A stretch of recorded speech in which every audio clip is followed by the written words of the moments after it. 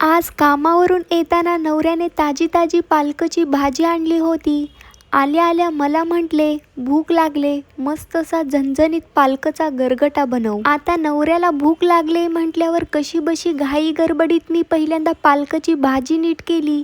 त्यानंतर एक मूठभर तुरीची डाळ आणि पालक दोन्ही कुकरला शिजायला टाकले. आणि हो, पालक बनवताना मी त्यामध्ये एसूर किंवा चटणी टाकत नसते, तर हिरव्या मिरच्याचा ठेचा बनवून टाकते. एकीकडे मिरच्या भाजून त्यासोबत 2-4 लसणाच्या कुड्या टाकून ते व्यवस्थित ठेचून घेतलं. तोपर्यंत दुसरीकडे डाळ आणि भाजी पण शिजलेली होती. बांगलादेशमध्ये ना चुक्याची भाजी मिळत नाही.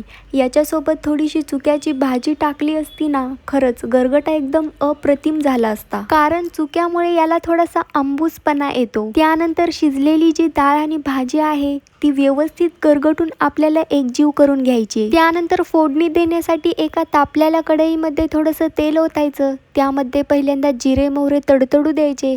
वरून आपण बनवलेला ठेचा टाकून घ्यायचा. 1-2 मिनिट ते छान भाजून घ्यायचं. त्यानंतर मग वरून गरगटलेली भाजी टाकायची. शेवटी हळद, मीठ आणि शेंगदाण्याचं कूट टाकायचं. भाजीला एक उकळी आली की झाला आपला गरगटा.